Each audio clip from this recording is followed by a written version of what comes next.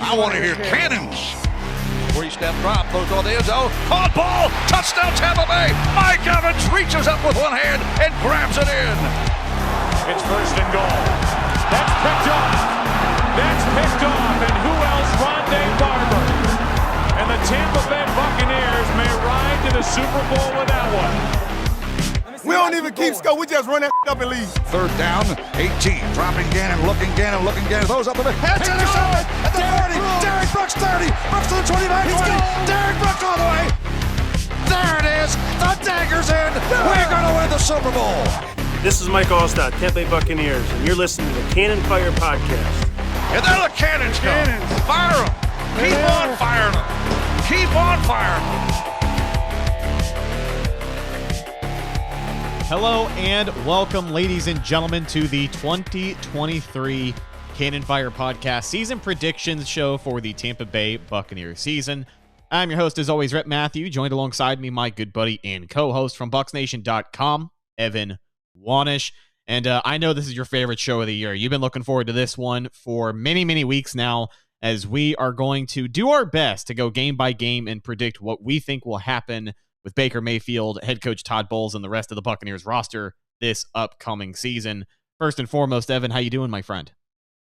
I'm doing pretty good. Like you said, this is my favorite show of the year. I always like to predict, not just the Bucs season, but NFL team seasons anyway. And when we can go game by game, talking about it a little bit, it's always fun. And it's always fun to me after the season to look back on this 5 months from now and see, how right were we, or were we way off on a few things. So in the past, we've gotten some stuff right and we've gotten some stuff way off. So it'll be interesting to see how it plays out this year for us. And I think what's going to make everyone's prediction so much more interesting this season is the discrepancy between one person and the next as to how they view this team. Expectations during the Tom Brady era were always relatively high, right? It was a Super Bowl championship window, so every single year people are picking the Bucs to win 10 plus games. 11-5, 11-6 with the 17 game schedule. Stuff like that wasn't outlandish to hear. In fact, if you didn't predict the Bucs to have enough wins in a season, people were going to let you know about it. But now that we are past that era and the Bucs are what we refer to as a competitive rebuild team with a new quarterback, a new offensive system, a couple of new pieces on both sides of the ball, and a team that is much younger than it has been in years past, it seems like the opinion of the 2023 Bucs just depends on who you talk to. Some people think they're going to be the worst team in the league, fighting for the number one overall pick in next year's draft, and other people think that they could win a wide open NFC South, and they could also do so by only winning 8, 9, 10 games. Some people think that they will do better than that, and that's just wishful thinking to think the Bucs are going to win more than 11 games this coming year. I'll tell you that right now. But with all that being said, expectations are all over the place for this team for the first time in 3-4 years, it feels like.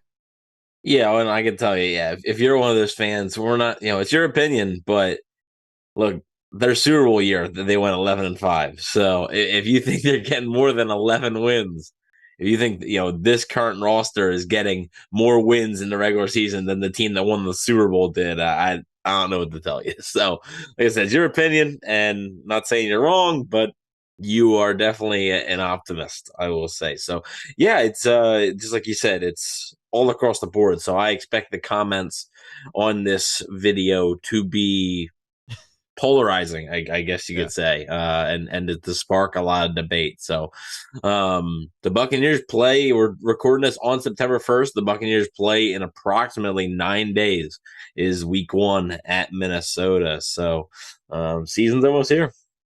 Yeah, it's going to be like a minefield down there. But by all means, leave your season predictions for the Buccaneers in the comments section down below if you are watching over on YouTube, or hit us up on social media if you're listening on any of our podcast outlets, Facebook, Instagram, and Twitter. Week 1 for the Bucs, they are on the road against the Minnesota Vikings, September 10th, 1 p.m. Eastern Standard Time. That game is on CBS, and I will include the network week to week because in years past, the Bucs have been a majority Fox team, but that does not seem to be the case this year. They are on all types of networks. So movies now, there is no like discrepancy between NFC AFC anymore. It's free for all. So the Vikings were a 13-win team last season. They still have Kirk Cousins at the helm. But not only is their division in the NFC North kind of similar to the Bucs, as to where it's wide open, a lot of uncharted territory. I think as of right now, the Lions look like the most established team in the NFC North, which is really saying something. But their GM also said himself that the Vikings are in, quote, a competitive rebuild period, which a lot of people have said about Tampa Bay. So it's like, gee, where have I heard that before? They do have some new pieces. They brought in Brian Flores as their defensive coordinator, but they still lost some major pieces on both sides of the ball. Most recently, Dalvin Cook signing with the Jets. With that being said, I personally think this game has potential to be a lot more competitive than most people might think. It's going to be week one football for both teams. So the sloppiness, the ring rust, whatever you want to call it, I think that's going to be prevalent for both teams. I don't think either side is going to play perfect football, but I think for Minnesota, having an explosive player on offense like Justin Jefferson might be the difference maker in this game. It's going to be a tough test for that Buccaneer secondary week one on the road. And I think for the Bucs to win this game, they would have to pull off a pretty big upset. So I have the Bucs starting their season 0-1. Yeah, Kirk Cousins has been one of the better quarterbacks in the NFL over the past few years, and doesn't get talked about as much because in the big moments, they were one and done in the playoffs. In the big moments, they've come up short, and you talk about losing Dalvin Cook and everything. Alexander Madison's there, ready to fill in for that. Not only do they have Justin Jefferson, but they also have Jordan Addison, who they drafted in the first round, and TJ Hawkinson, who they just re-signed to a new deal. So there's no shortage of weapons there. Even a guy like KJ Osborne's a pretty good player for them. I think their offense is explosive. I could see this game being a little bit more high scoring maybe than some would think. I do think the Buccaneers offense could be a little bit slow coming out of the gate. Brand new quarterback, reshuffled offensive line, brand new offensive coordinator with a new system. But the Vikings defense last year was not very good. The Vikings pass defense particularly was not very good. It was in the bottom half of the NFL and in a lot of categories. And I do think Mike Evans, Chris Godwin, I think they can take advantage of some of those things. I do worry about the protection. Danielle Hunter on the other side there for the Vikings is one of the better pass rushers in the NFL that's not really talked about. I think he's one of the more under players in the NFL. It is going to be a tough test in Minnesota with a raucous crowd there week one. I also had the Bucs dropping this game. I just think the Vikings are going to be a bit too much on offense for the Buccaneers to handle, especially because as we're recording this video, we don't know the status of Antoine Winfield Jr. Or Kalijah Cansey, two potential big pieces for the Buccaneers defense. I think Minnesota makes a few more plays on offense than the Bucs can answer with, and I do think Minnesota comes out on top. So we both had the Buccaneers at 0-1 to start their season. Yeah, and you mentioned that pressure from the defensive front. Danielle Hunter, a pretty underrated piece of that defensive line, or at least in the grand scheme of talking about edge rushers in the NFL. But that's going to be a common theme the first couple weeks of the season is the pass rush that this offensive line is going to see. This young, inexperienced offensive line for Tampa Bay, because again, Tristan Wirfs now the only starter left from that Super Bowl offensive line as he is playing an all-new position at left tackle, Luke Edeke filling in at right tackle. So on to week 2. It is the home opener this year. The Bucs fans do not have to wait all the way until October to see the team play at home. They will be in Raymond James Stadium taking on the Chicago Bears, another NFC North team. September 17th, 1 o'clock. It's going to be hot. This game is on Fox. Despite finishing with the worst record in the league last year, I think they only won 3 games. Chicago did in 2022. The outlook for this team is a lot stronger than most people would think. Obviously they have a lot of faith in Justin Fields. They had a big decision to make with the first overall pick in the draft, traded that away to Carolina to get him some weapons and DJ Moore. And that was what their free agency was focused on as well, just bringing in more potential weapons for Justin Fields, trying to get this guy some help, because that's what all Bears fans have been clamoring for ever since they got him in there. He's entering his 3rd season. That being said, I do think this is that game where the Buccaneers defense will just prove to be an issue for Fields. I think he's a good player. I think he will give the defense some fits, but it's going to be hot. And I know people don't like to say that that's an advantage, but I definitely think it is an advantage when you're a team that practices in this Florida heat every single day for this many weeks in a row. I think you're going to be a little more prepared than a team from Chicago. I think the Bucs defense is really going to come to life this week. You know, it's going to be a tough challenge week one, and I think they're going to maybe be surprised, but this is that week where they finally get their S together. You know, they play as a unit for the first time. So I have the Bucs winning this game. I think the Bears are going to be a better team than they were last year, but they weren't that good of a team last year. They were the worst in the NFL. So it's like, how much better can they really get? I think the Bucs will be the better team week 2. So I got the Bucs winning this one, extending their record to 1-1. Yeah, obviously the Bears adding DJ Moore, I think is big. Big target, good wide receiver. Justin Fields, it all depends on, their trajectory depends on what Justin Fields is this season. And I do agree with you. I think there's going to be some times where it's frustrating for the Bucs defense that, like, oh, you almost had Fields, but he escapes, makes a play. Yeah, if 3rd and 7, can't get off of the field. Like, I think you're going to see that a lot. I do think that could happen. But just like you said, the Bears struggled last year. I mean, they really did struggle. And I like Justin Fields, but man, I think he's become one of the more overrated players in this entire NFL. He's won 5 career games, and there's people talking about him being an MVP candidate. He has won 5 career games. He is 5-20 as a starter in his career. 5-20. That's his record as a starter.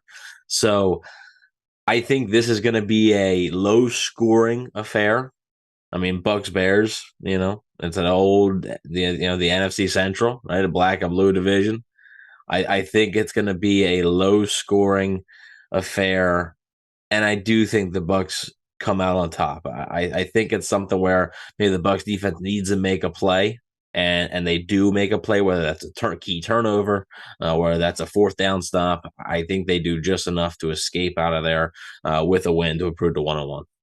Moving on to week 3, Bucs are on prime time for the first time this season, taking on the defending NFC champion Philadelphia Eagles. That game, September 25th at 7:15 p.m. on ABC. Monday Night Football in Raymond James Stadium on ABC. You would think Sean King is the starting quarterback out there, but he is not. It just so happens to also be Rondé Barber induction night for the Tampa Bay Buccaneers. They will celebrate him being inducted into the Pro Football Hall of Fame. It's going to be a tough game to lose. Rondé Barber is going to be in the building. That's going to be a big deal at halftime. All the lights are going to be on. I think it's going to be a packed house. I know that the season tickets, it kind of dropped off, and it's not going to have, what's the word I'm looking for? It's not going to have an elevated home field advantage anymore, because I do think you're going to have more Eagles fans than Bucs fans in the stands, but I do think it's going to be a packed house. It's just honestly hard to see the Bucs keeping up in this one. The inexperience with this team, all of the question marks, I think are going to get exposed in this game, and that's only because of how good of a team the Eagles are. And they're a unit that made it all the way to the Super Bowl last year, just came up short. But a lot of people, and Evan, you would know this, being that they're your favorite team, a lot of people would argue that the Eagles coming into 2023 are in better shape than they were coming into last year. And that's not very commonly said about a team that just played in the Super Bowl the year before. No, it's not. And they did lose some pieces. Javon Hargrave, they lost. TJ Edwards, they lost. Chauncey Gardner-Johnson, they lost some pieces, but they did a pretty good job of replacing a lot of those pieces with, Jalen Carter falling to them in the draft. Nolan Smith, who I think, not really not inside of Philly, around where I am, but in the NFL, I think people forget that Nolan Smith fell all the way to the Eagles at the back half of the first round there. 2 major pieces there for the Eagles potentially. And I do agree with you. I don't think the Buccaneers are going to win this game. The Eagles are just too good. Jalen Hurts right now is on another level. Could have won MVP last year. Might be an MVP candidate again this year. I just think that the Eagles, and injuries can happen at any point, but you're playing them early in the year, so you're assuming they're going to be all relatively healthy. I just toe for toe. I don't know if the Buccaneers can keep up, just like you said. So this one, I'm not going to say it's going to be a full-on blowout, but if there's a game in the first few weeks here that the Buccaneers could lose by multiple scores, 10, 14, 17 points, it's probably this one. Whenever you have a team with such an advantage, I think, in the trenches. Like, I think the Eagles have one of the best offensive lines in football. I think their defensive line is incredibly deep. I mean, Son Reddick, Brandon Graham, Jalen Carter, like I mentioned, Jordan Davis, Fletcher Cox. I mean, the list goes on and on about who they have. I just think that can create problems for the Buccaneers offense, who is still going to be working some stuff out, right? Still trying to figure out the kinks of the offense and everything. And as far as the Bucs defense goes, we don't know what type of pass rush they're even going to have, because Shaq Barrett coming off that injury, it might take him a few weeks. If Joe Tryon-Shoyinka doesn't exactly step up to the plate this year, I'm not sure. And when that stuff happens, I think it can create a mismatch. The Bucs skill players are good. Like, the Eagles skill players are really good as well. Like, both of those are very close, but I do think the trench play is what's going to decide this one. I just don't think the Bucs have enough there. Yeah, and every single year when we look at the Bucs season as a whole, one of the things we do when breaking down the schedule is talk about the ebbs and flows of what that year is going to look like, the highs and lows, the tough stretches of the schedule. And this first 4-game stretch for the Bucs, like, they snuck Chicago in there, but it's a pretty tough first 4-game stretch. Even Chicago, like, Chicago is not like that's an obvious win. Like, they could lose that game, but it's a tough first 4 games for that week 5 bye week. Yeah, I think even some of the most optimistic people could come to terms with themselves and realize, like, hey, the Bucs may be lucky to come out of this. Even if they had, like, Tom Brady, you would say, like, still tough schedule, like, tough first 4 games. I mean, you're playing the Vikings, who were in the playoffs last year. You're playing the Eagles, who were in the Super Bowl last year. And then you're playing the Saints, who are always difficult. Like, that's tough. It's not easy. Speaking of the Saints, on to week 4. Bucs are going to be on the road playing in New Orleans. October 1st, 1 p.m. kickoff on Fox. Division game on the road against the Saints team that wants nothing more than to get revenge for what happened last season. Head coach Dennis Allen also has Derek Carr at quarterback now. You know, New Orleans lost some pieces on defense, but they still have all the usual suspects that give the Bucs problems. They got Cam Jordan, they got Marshawn Lattimore, and they have Demario Davis. That makes up a pretty talented defensive core who they have had together for a while. So that experience factor is obviously going to play in. The fact that it's a divisional game is always going to play into it. Now, the $1 million question in this year's matchups against New Orleans as opposed to last year's, can Dave Canales bring some extra juice offensively that we just have not seen in the past with Byron Leftwich, right? I think he can, and this is probably the part where a lot of people tune out. I think Canales can bring the juice, but I don't think it's going to be enough to win this game on the road. And I think the Bucs are going to enter the bye week with a 1-3 record, which is, it feels so stiff. But we've always tried to shoot it straight with you guys on this podcast, and that's not going to change this year. So, Evan, I have a hard feeling that we may agree, and we may both have the Bucs in not the best shape headed into the bye week. Well, it's going to be the Bucs' first look at Derek Carr in a Saints uniform as well. So the Saints are hoping that Carr's an upgrade over Jameis Winston / Andy Dalton last year. The Bucs played both Jameis Winston and Andy Dalton last year and beat both of them. Both are very close games, though, right? Yeah, very, very close games. Even though, like, the Bucs did beat the Saints, I think it was 20-10 in week 2 last year. Yeah, the game was closer. The game was basically a 1-score game. Yeah, a couple interceptions certainly helped that late in the game. Like that game was closer. Like the Mike Edwards pick 6, like that game was close throughout the entire thing. I think it was 3-3 in the 4th quarter or something. Yeah. Like it was close. But if this game was in Tampa, I think it'd be maybe a little bit different. But going on the road in New Orleans against a team that you swept last year, even though New Orleans defense is aging, like Cam Jordan's another year older, Marshawn Lattimore's another year older, Mario Davis, I actually think ranking wise by average age, New Orleans is the oldest team in the NFL now. So yeah, and the Bucs were just in that same spot a year ago. The Bucs now, I think, a bottom 5 youngest team. Yeah, they're down there. I do agree with you though. I think it's going to be tough to win this game, and I just don't. Like, I think it's going to be a low-scoring game. I think it's going to be a lot like the New Orleans game last year in New Orleans.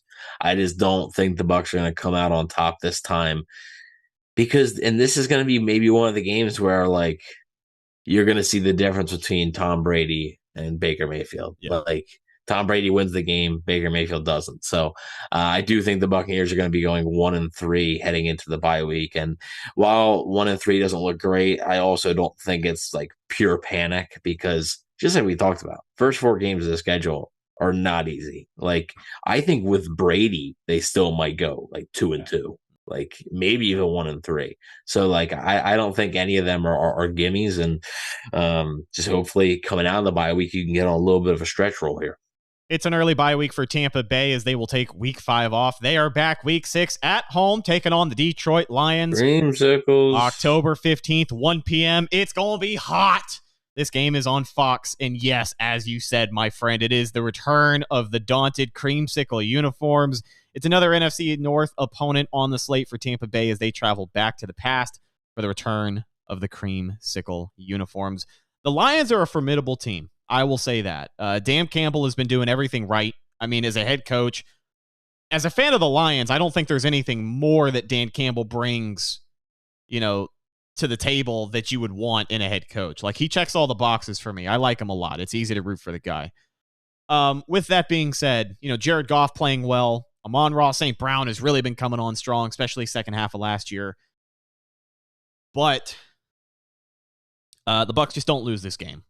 You can say what you want. You can have the Bucs start 1-4 all you want. But when you break out the creamsicles, when they decorate the stadium, when I walk in and I see that beautiful wave of orange and white that I have not seen in over 10 years inside Raymond James Stadium, I just don't know how you lose that game. I just don't.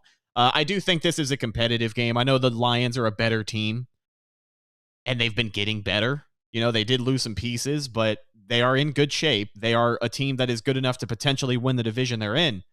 So I think this will be a competitive game. I think it'll be a close game, but I think it's a Bucs win because I don't see them dropping that many games in a row, especially after the bye week. And I just think this is going to be, I think it's going to be a feel-good game.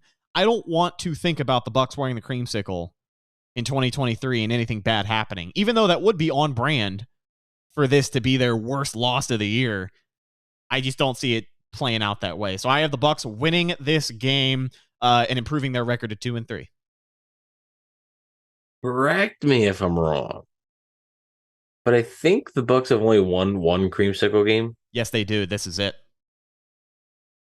Which is unfortunate. I'm just saying, like, that they won the first one against Josh with Josh Reina's first start, right? Like that was the one they won. Then they lost to Atlanta, they lost to Carolina, they lost to New Orleans. So that tells me 2 things. 1, don't play against a division opponent. Don't wear the creamsicles. 2, you can win against an NFC North opponent wearing the creamsicles. This one is the first one all year that's actually tough for me. The first 4, I was like, yeah, like that's, I'm pretty convinced of those first 4. This one is where I'm like, oh, like this is a coin flip. This could go either way because, like you said, the Bucs are coming off the bye week. I think the Lions are good, but I don't think they're so good to be susceptible to a loss. Like I think they can lose. Yeah. And the Bucs are wearing the creamsicle. So you have an added bonus there of like the energy. It should be pretty good. Like the energy should be pretty good there. However, I do think that at this point, 1-3, I think the pressure is going to be on the Bucs. And the pressure is going to be on Baker Mayfield because like a few more losses and you might be like, oh, was it Kyle Trask time? Right. The Lions added Jahmyr Gibbs, running back, who was a reach, but he's a good player. I mean, it was a reach, but he's a good player. I think both can be true. And Jared Goff has actually been one of the better quarterbacks in the NFL since going to Detroit. Like he's been pretty good. And and I like their coaching staff. I think the Bucs lose. Oh, Yeah, I think, and actually, I think the Bucs lose. Just like you said, I think they're not going to get blown out, but I think it's going to be like in heartbreaking fashion, like last second field goal type right. stuff. I think it's going to be a super close game. I just think the Lions roster's pretty good, and I think the Buccaneers could be a little down on themselves. So I think the energy will be there. But I do think that if the Bucs get off to a slow start in that game, I think they could be down themselves. Maybe they try and work a comeback and then fall short. So I do have the Buccaneers falling to 1-4 on the season, and then that makes pretty much the next week pretty much do or die. I would say for Baker Mayfield, like you lose that game, like So we will see. But you have them 2-3, and I have them 1-4. Yeah. So moving on. The following week, they are still at home. It is more division football for Tampa Bay as they face Atlanta for the first time in 2023. Now, the Falcons are another team that I look at in this division. They are a little underrated. I think people are quick to write them off. I think their defense is underrated. Yeah. I think their offense, still a lot to be determined because it is such a young offensive unit, and the quarterback play is going to take them as far as they'll go this year, I suppose. But they are facing a youth movement across that roster. Some okay free agent additions, even Bijan Robinson. I don't think, though, it'll be enough to keep them competitive down the stretch in the NFC South. And I don't think it's going to be enough to keep them competitive in this game either. I do have the Bucs winning 2 in a row to improve their record to 3-3. I think when they play Atlanta at home, they're just going to have the experience factor. This defensive unit has been together longer, and I think the offense is going to maybe figure it out this week. Yeah, I actually liked Atlanta's offseason a lot. I did like what they did. They are putting a lot of faith in Desmond Ridder, and I think they're sort of like in the thought process, like, okay, if Ridder sucks, we'll probably suck, and that means a top 10 draft pick. They just get your quarterback there. I think maybe that's their thought process. But if Ridder's good, then you could really take off. I mean, if he takes like a Jalen Hurts step, I think the Falcons are far and away going to be the best team in this division. If he takes that sort of step, I'm not saying he's going to, but if he does. And while I don't agree with drafting a running back at 7th overall, Bijan's nasty. And he's just going to be nasty. And there's going to be a few plays in this game where you're like, yeah, that dude's just. He's the type of running back that you take 7th overall. If you're going to, I wouldn't, but if you're going to make an exception, do it for a guy like that, I guess. But I do think the Buccaneers win this game. I think it's do or die pretty much for, like I said, Baker Mayfield. If you're looking at a 1-5 start, I think that would prompt the quarterback change. Maybe not, because they have a short week. They do travel to Buffalo the next week for Thursday Night Football, so they do have a short week. So maybe it would, if they were to lose that game, drop to 1-5. Maybe not, like on the short week, change quarterbacks. But I do think it's not going to be. It's going to be a moot point, because I do think the Buccaneers win this game. I think it'll be one of the more complete games that the Buccaneers have played so far this season. I think they could win this game by 10 points or so. I think it's not that I think Atlanta's roster is bad. I just think you're going to get a desperate Bucs team, back-to-back home games, and I think this could be one of the best games that the offense has shown thus far. So I do think the Buccaneers win and improve to 2-4. Week 8 is a short week. The Bucs are on the road playing the Buffalo Bills. That game, October 26th, 8:15 p.m. Eastern Standard Time on Prime Video. Al Michaels and Kirk Herbstreit in the booth, I believe.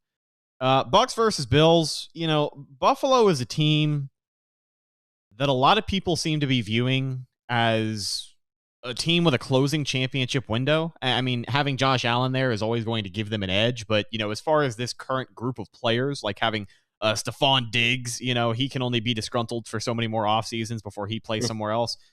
It seems like a lot of people are talking about them as a team with a closing championship window, but every year they finish among the AFC's best. I think last year felt like it was supposed to be the year for them, but it clearly wasn't.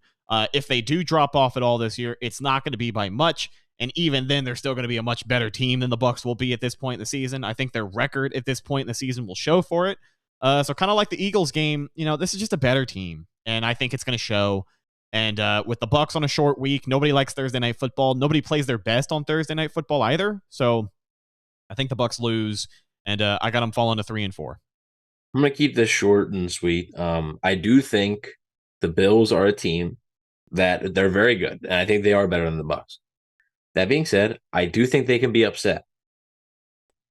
However, not on a short week. I have the Bills winning. I think the short week doesn't do the Bucs many favors. Especially, don't know about it. And by this point in the season, there will be injuries. By week 8 in the season, there will be guys getting hurt. You don't know who's all going to be available for that game. So on the short week, on the road on the short week, not a recipe for success. So I think the Bucs drop this one and go to 2-5. Week 9, the Bucs have a little break to get ready to go back on the road and play the Houston Texans. That game November 5th at 1 p.m. on CBS. Houston's got some stuff to be excited about, at least a little more than they have in seasons past. Got a new head coach, DeMeco Ryans, and a shiny new franchise quarterback, and hopefully C.J. Stroud. But it seems like this is going to be one of those weeks where you're going to see an inexperienced quarterback struggle against the Bucs defensive unit that's been together for over 4 seasons at this point. And I honestly think that's how the Bucs are going to get a lot of their wins this season. A lot of the wins that I have the Bucs getting are simply because of the inexperience factor on the other side of the fall. I think this defensive unit is good enough now to take advantage of inexperienced quarterbacks and maybe coax them into making some mistakes. Were they always able to do that? No, they weren't. When Brock Purdy put up over 35 points on them last year, they certainly were not able to do that. But I think that will be an advantage that they have as a defense that's just been together. Todd Bowles going to be calling plays. He knows how this system operates. He knows the strengths and the weaknesses of the guys out there, and he's going to know how to use that to beat the Texans. So I think they're going to beat Houston. I think this probably could be the game this season where if the Bucs win by more than a score, this will probably be it. So yeah, I have them winning this one to go to 4-4 on the year. Yeah, so, just like you said, Houston's got some more stuff going for them than they did last year. I still don't think it's a good roster, though. So, while we talk about, the Bills and Eagles are better than the Bucs, I just think the Bucs are better. So, I think the Bucs are going to win. I don't think the Bucs are better by, a huge wide margin where it's going to be a 25-point blowout. But, they could win the game by 10 points, 14 points. And I do think Stroud, could make some mistakes here and there.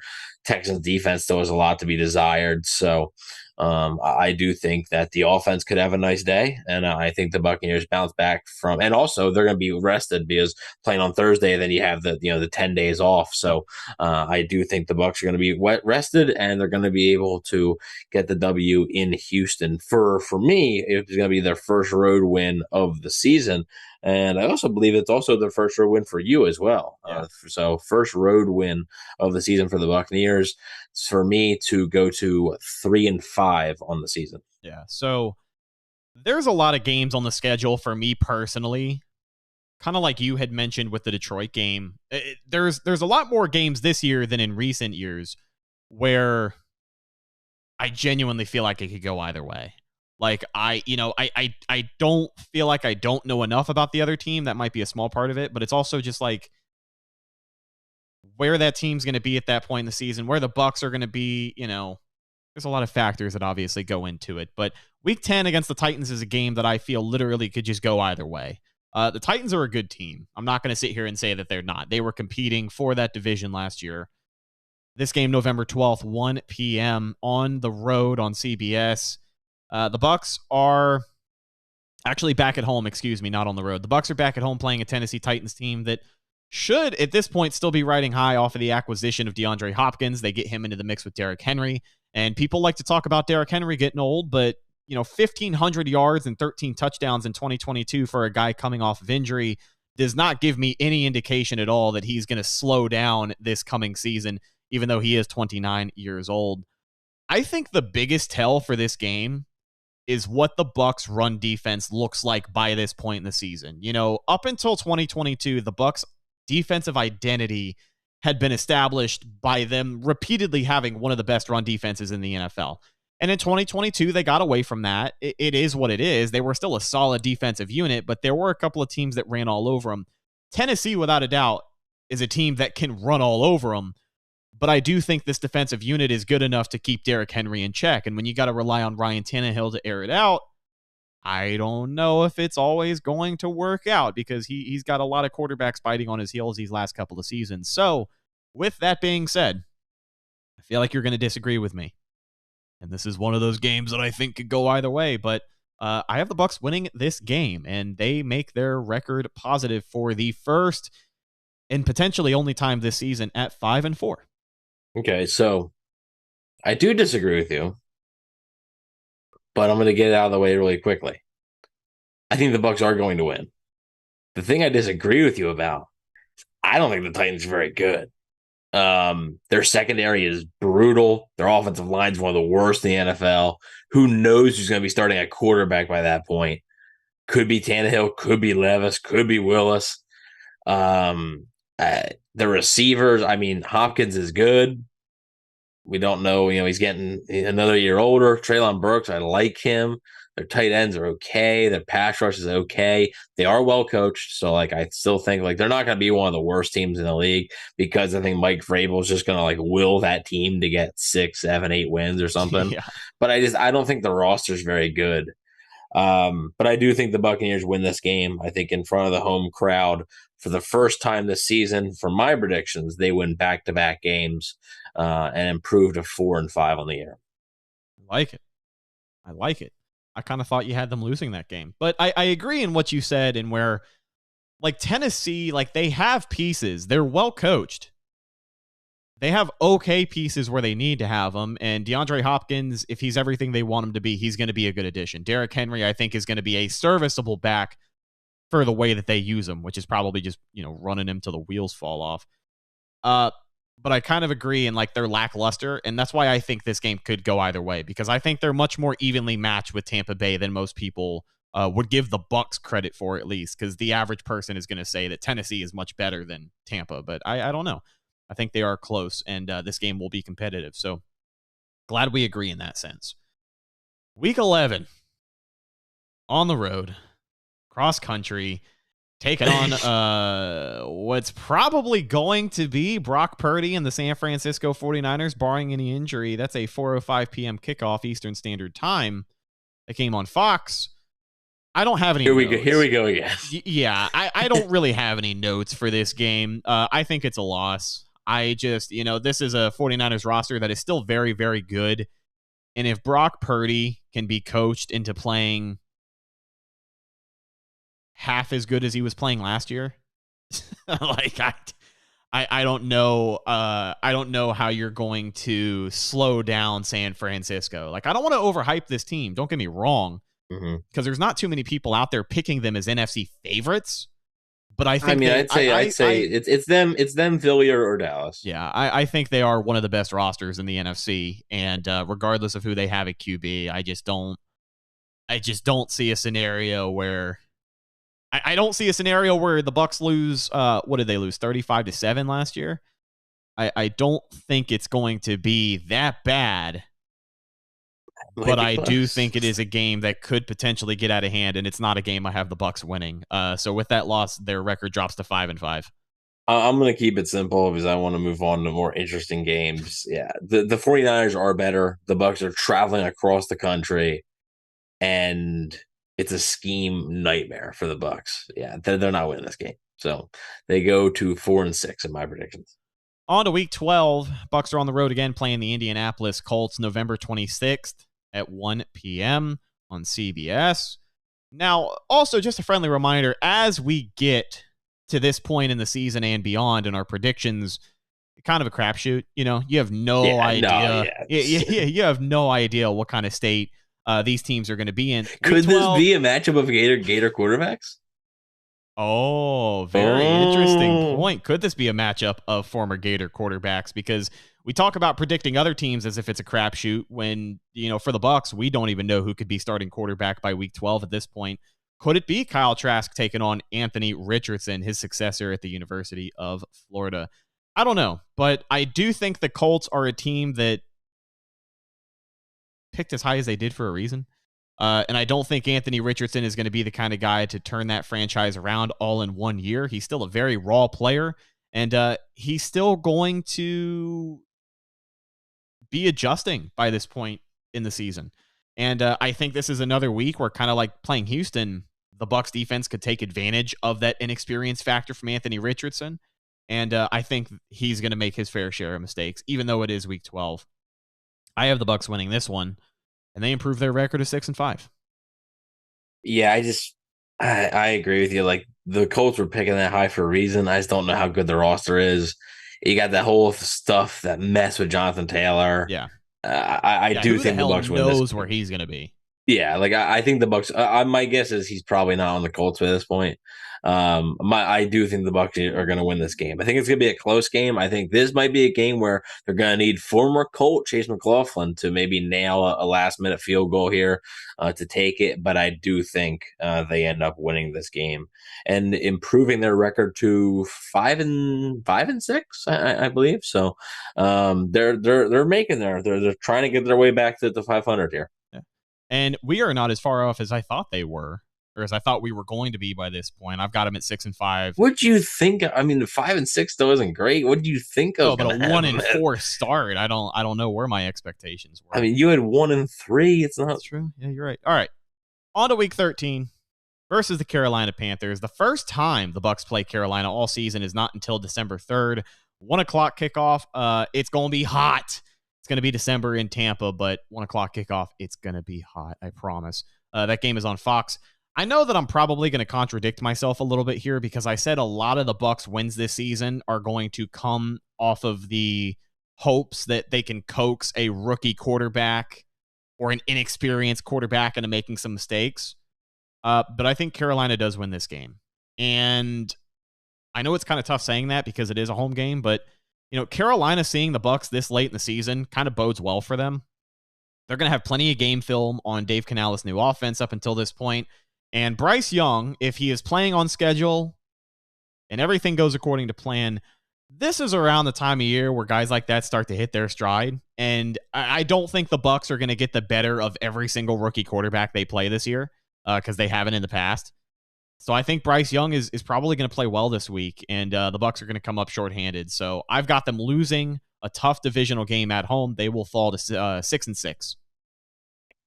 Yeah, I mean, I do think it's going to be a tough game. Carolina beat the Bucs in Carolina last year, and then really, I mean, if the fourth quarter explosion by Tom Brady and Mike Evans didn't happen, who knows how that game goes in Tampa last year? So Carolina played the Bucs tough 2 times. And I like the Panthers coaching staff. I like what they did in the offseason, adding Frank Reich, getting their franchise quarterback. I like Bryce Young. I don't love Bryce Young, but I do agree with you that like this time of year might be like if Bryce Young's good, like if he truly is good, this is maybe when he starts to hit his stride a little bit, and that could create some problems for the Bucs. But I do think the Buccaneers win. I just think the defense typically plays better at Raymond James Stadium, and I think that they're going to do just enough. Carolina's receiving core isn't great, and I do think the offense will do just enough to play a pretty turnover-free game and be able to get out of there with maybe an ugly win, but a win nonetheless. So I do have the Buccaneers now at 6-6. Week 14, they're on the road again for more division football, taking on the Atlanta Falcons. That game December 10th at 1 p.m. on CBS. I've got them winning that game. I think they sweep Atlanta. I think if there is an NFC South team, they should sweep this year. It's Atlanta.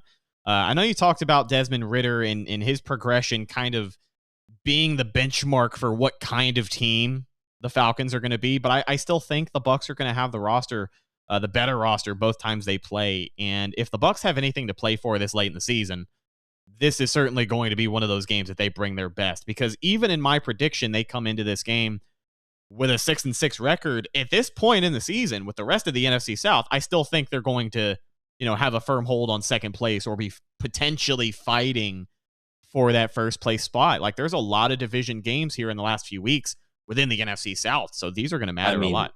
You got 5 games left, and 3 of them are division games. And, me and you are both entering this point 6-6. A lot can happen. It could be a toss-up.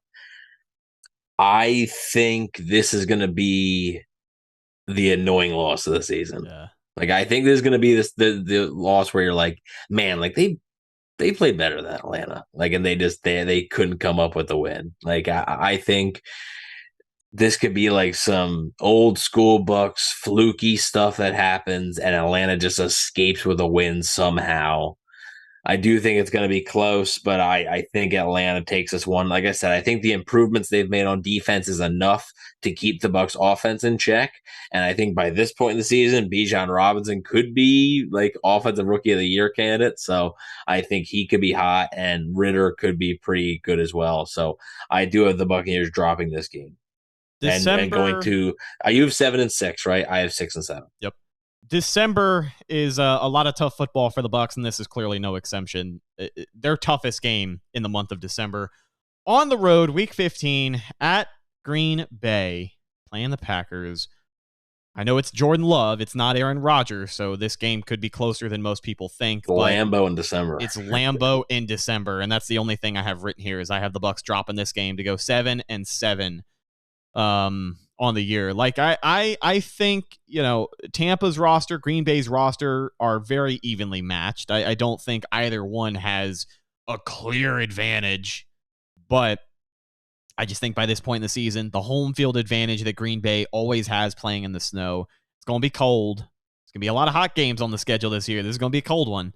I just don't think they'll win. So yeah, 7-7. And this is that tough stretch of the schedule where we talked about how hectic the first 4 games of the year are. You've got that Thursday night game against Buffalo, but aside from that, the middle of the schedule has a lot of winnable games for Tampa Bay. And then now we get down to the nitty-gritty, the final few weeks of the season. These are the ones that could go either way and ultimately decide your season. Yeah. I also do have the Bucs dropping this game. If it was earlier in the year in Lambeau, maybe I have them winning. If it was in Tampa, I probably would have them winning.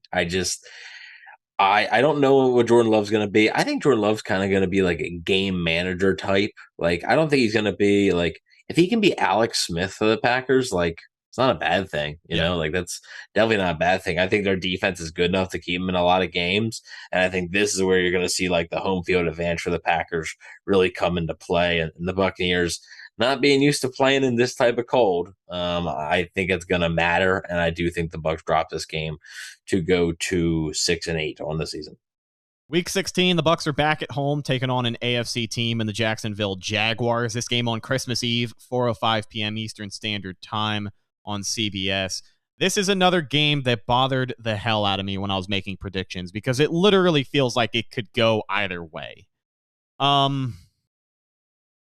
Even now, I don't even know. But, what stopped me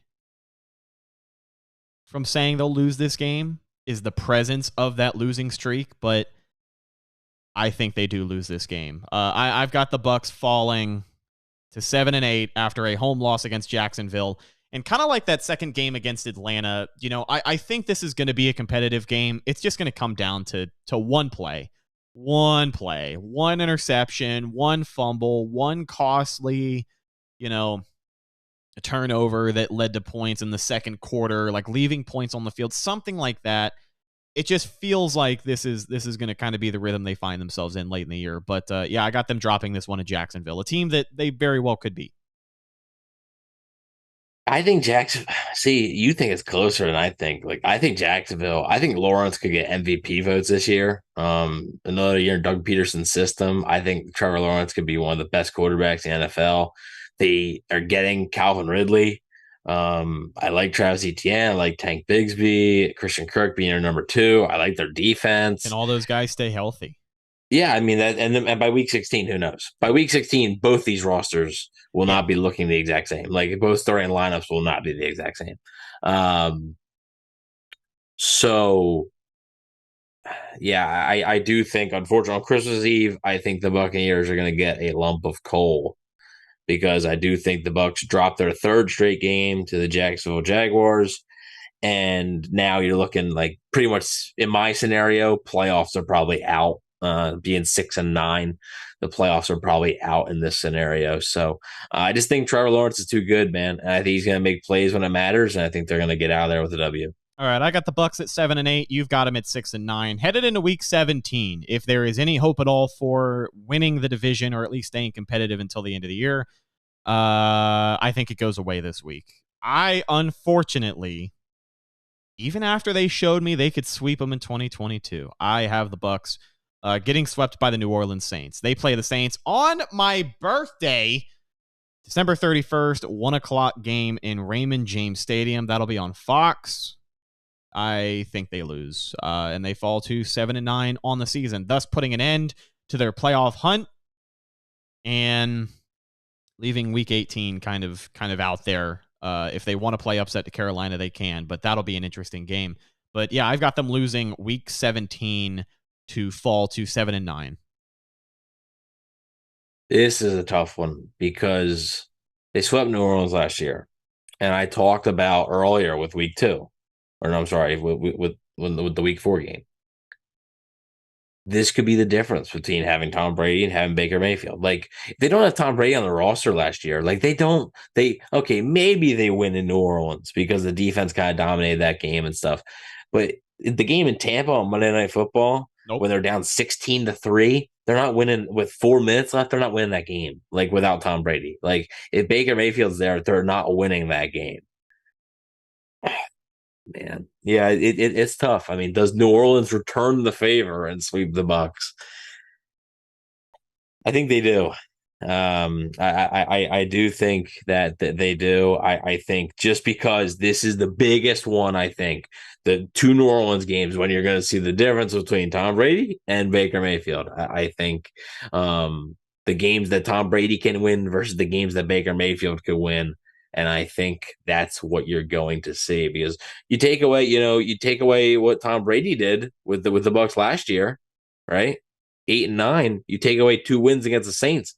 They're at the same win total that I'm at right now. They're at 6. So, like, I think you're going to see the difference. And then again, that's assuming Baker Mayfield's a starter by this point.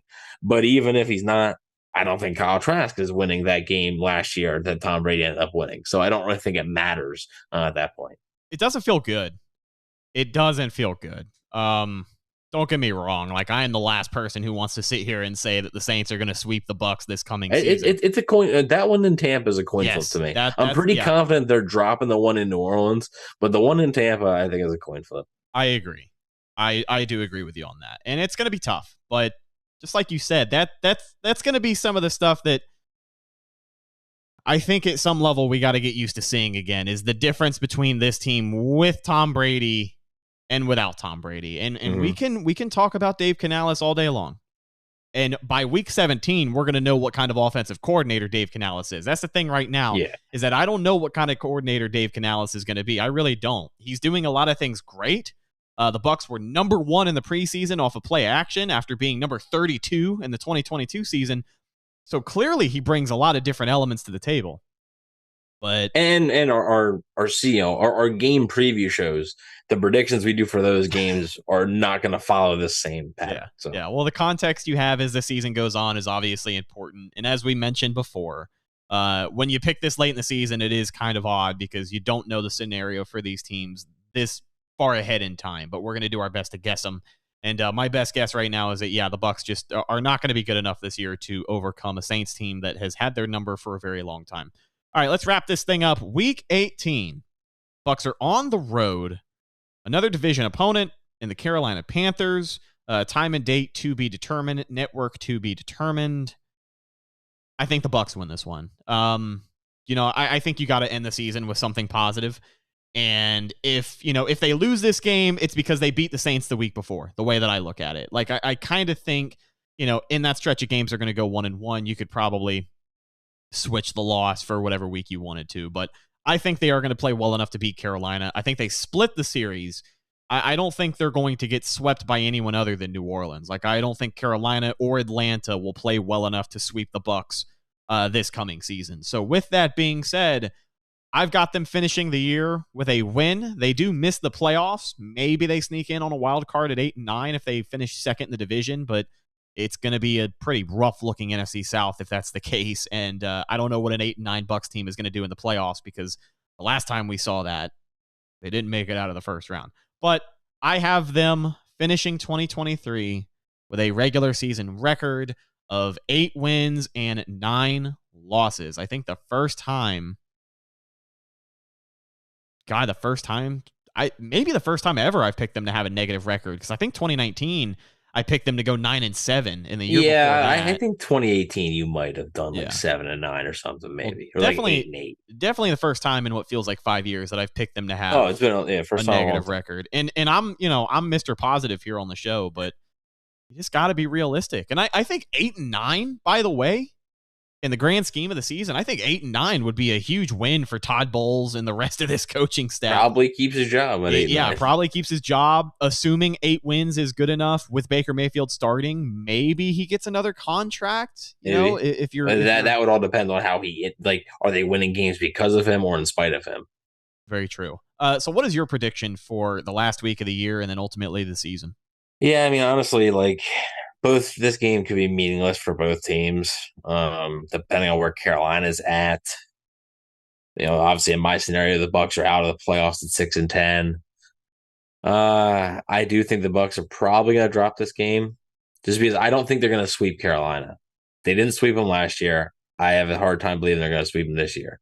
So I think they get swept by New Orleans. They split with Atlanta and Carolina and go to 6-11 on the season, because maybe by this point, I mean, the Bucs will have already lost 4 straight games. I think maybe they are a little bit down on themselves, and I think by this point they might just want to get the season over with and maybe get the new head coach in there, maybe. But I do think the Bucs are just going to lose this game. I think Carolina is going to be in a different boat. I think Carolina is going to be feeling more optimistic. Maybe not trying to battle for a playoff spot right now, but they're going to be like, man, end of the year for Bryce Young. Let's close it out strong. And they're going to get the victory over the Buccaneers. So I have the Buccaneers ending their season 6-11. They went 8. Here's the thing. It was either going to be 6-11 or 7-10 for me. Okay. The New Orleans one was the toss up. Yeah. That was going to be it. They won 8 games with Tom Brady. I have to imagine they win less without him. That's my thought. I understand the offensive scheme and everything, but Dave Canales right now is a complete unknown. I'm just taking a chance. I think the offense overall may look a little bit better, but there's less talent. You have a less talented quarterback, and that could show at times. So go ahead. I think it's true to have a more productive offense on a worse team in 2023. Yeah. And no, it definitely is. I mean, the 5-11 Bucs in 2017 and 2018 had a more productive offense than last year's Bucs. They were top 5 unit every single year. Dirk Cutter was running the offense. Todd Monken calling plays, whatever it may have been. Even when they were, like you said, a 5-win team, they were a top 5 unit in the NFL as far as getting yards and even scoring touchdowns. Right. So, I do think that unfortunately, the Bucs will end their season 6-11, and honestly, it does kind of suck because it's kind of no man's land.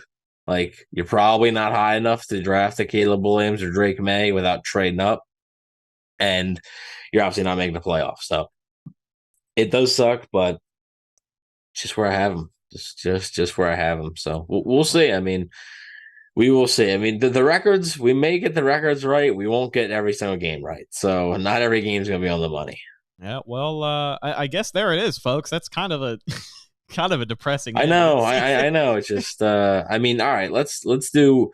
Who is right off the top of your head? Who's your team MVP for the 2023 season? I like that, team MVP. There's 2 players that come to mind.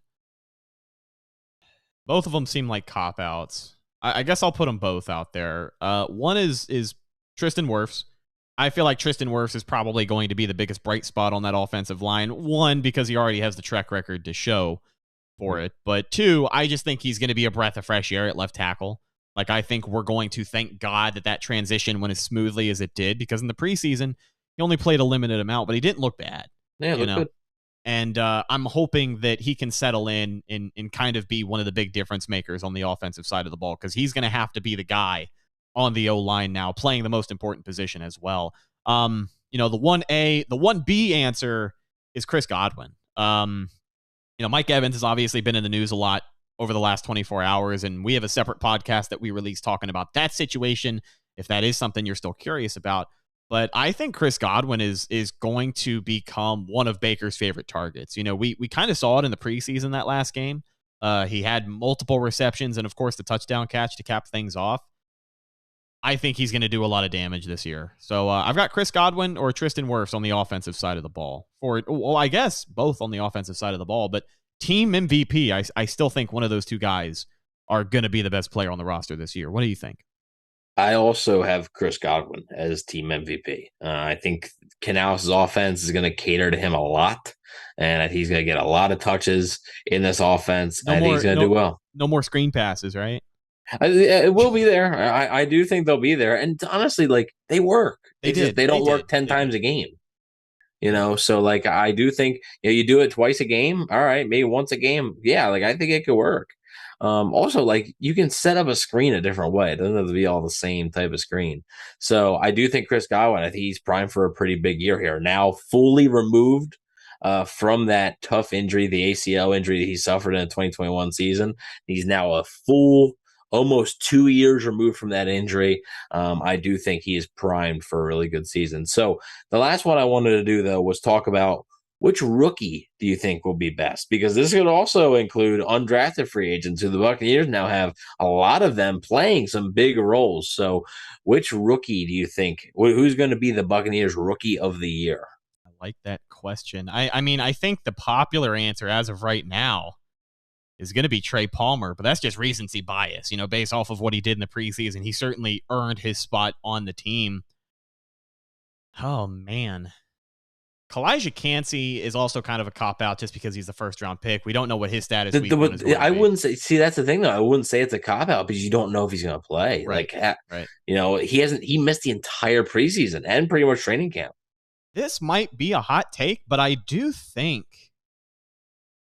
think it could be Yaya Diaby. I think because of his rotation in the pass rush, I think we'll see his presence a little more. We'll feel it a little more. Obviously, a lot of eyes are going to be on that pass rush with Shaq Barrett. Joe Tryon-Shoyinka, obviously, under a lot of pressure. Anthony Nelson still in the mix, and Yaya Diaby. He gave me some things to be excited about in the preseason, and I think he's going to play above expectations for what people have as a rotational edge rusher. I want to say Cody Mauch, but I don't know what his improvement is going to look like over the course of the entire season. He's also not a rotational player. So week after week, he's getting more reps and maybe has a bigger microscope on him, right? A bigger lens is going to be cast on him because of the potential troubles on the offensive line. So I think Yaya Diaby. Trey Palmer or Yaya Diaby? Yeah, well, my choice was Yaya Diaby, so I guess I'll go Trey Palmer. Just to have a different one than you. I'm taking all your choices. That's what you get. It's That's what you get for letting me go first. That's okay. Well, next year I'll remember. I'll learn. I just think Trey Palmer is going to continue. I think he's going to have a pretty big role in the offense, probably being the wide receiver 3. And I think he's not going to be spectacular, but I do think he's going to make some splash plays for the Buccaneers this year. So he'll be the rookie of the year for them. All right, one more. We did rookie of the year. We did team MVP. Breakout player of the year or comeback player of the year. I guess it's kind of the same award. Not really. Okay, well, let's say breakout player of the year. I don't want to do comeback player of the year just because I can't think of any solid candidates. I can think of a pretty obvious one, but okay. Well, you have two. You have two obvious ones. You're right. Yeah, I guess you're right. All right, breakout player of the year. Mine is Logan Hall. Who is yours? Oh, it's not Logan Hall. I can tell you it's not Logan Hall. I know this is a cop out, but I'm gonna say Rashad White. Okay. Right. I think it's gonna be a popular answer, but I'll say Rashad White. He's finally the number one back. I know there's some that's Sean Tucker's gonna take his job in the season. We'll see. He's an undrafted free agent, right? And even if he if he was 100% healthy, he would have been a 5th or 6th round pick. Let's relax. So I do think it's going to be Rashad White. Okay. I am surprised. Maybe this is your comeback player, but I am surprised your answer was not Joe Tryon-Shoyinka. No, I had him as my breakout player last year. Like, okay, prove yeah, it, dude. That's like, fair. That's fair. prove it. All right. Who are your comeback players? Comeback player of the year. Pretty simple. Shaq Barrett. Coming off the major injury. The other candidate, well, actually, I want to hear what you have to say first, because I will tell you the other person that I was thinking of before. Well, I was going to say Shaq Barrett. Okay. Just because of how much he's coming back from. Gotcha. I was also going to say Baker Mayfield could be a comeback player. If he has a good season, that's a comeback. So his career, like his NFL career as a starter, is pretty much on the line here. So yeah, I mean, he's already coming into this season with a lot of scrutiny. You know, when the Bucs first signed Baker Mayfield, everybody's reaction was like, "Oh, that's it." Yeah. So he obviously has a chip on his shoulder and a lot to prove this coming NFL season. And for the Bucs' sake, hopefully he does. We will be talking about that every single week of the upcoming season. But ladies and gentlemen, I believe that's just about going to do it for this year's season predictions episode of the Cannon Fire podcast. Thank you so much again for listening. Just to recap, 6-11, Evan Wanish prediction, Rhett Matthew prediction, 8-9. So if you guys want to keep tallies like we do for every year, that is the prediction for this season. Follow the show on social media, Facebook, Instagram, and Twitter. All of those are Cannon Fire Podcast. Best place to go for updates on the show.